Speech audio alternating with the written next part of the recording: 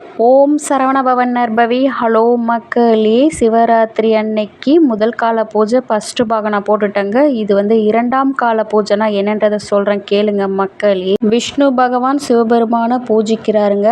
அந்த காலத்தை தான் நாம் வந்து இரண்டாம் கால பூஜைன்னு சொல்லிட்டு சொல்கிறோம்.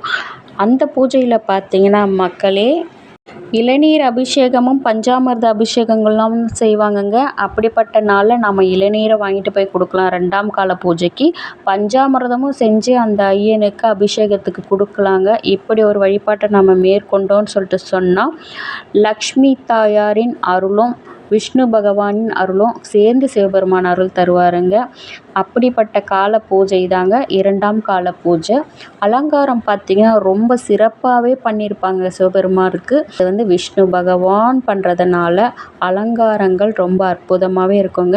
அப்படிப்பட்ட இரண்டாம் கால பூஜைக்கு நாம் விதவிதமான மலர்களை கொண்டு அந்த சிவபெருமானுக்கு கொடுக்கலாங்க. நாம் கொடுக்கக்கூடிய மலரில் பார்த்திங்கன்னா தாமரை மலராகவும் வில்வமாகவும் இருந்தால் ரொம்ப சிறப்புங்க. அப்படிப்பட்ட கால பூஜை தாங்க இரண்டாம் கால பூஜைன்னு சொல்லிட்டு சொல்லப்படுது மக்களே. முதல் கால பூஜை பார்க்காதவங்க ரெண்டாவது கால பூஜை பார்த்தீங்கன்னா சிவபெருமானுடைய அருளோடு சேர்ந்த விஷ்ணு பகவானுடைய அருளையும் லக்ஷ்மி தாயாருடைய அருளையும் பரிபூரணமாக பெறலாங்க. இதுதாங்க ரெண்டாம் கால பூஜை வழிபாடு. நான் வந்து முதல் கால பூஜையும் பார்க்கல, ரெண்டாவது காலம் பூஜையும் பார்க்கல, மூணாவது கால பூஜை பார்க்கலாமான்னு கேட்டிங்கன்னா கண்டிப்பாக பார்க்கலாங்க. அதனுடைய விளக்கம் என்னன்றதை நான் உங்களுக்கு அடுத்த வீடியோவில் சொல்கிறேன் மக்களே.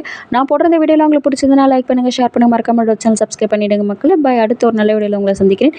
வெற்றிவேல் முருகனுக்கு அரோகரா. வேலும் மயிலும் சேவலும் துணை.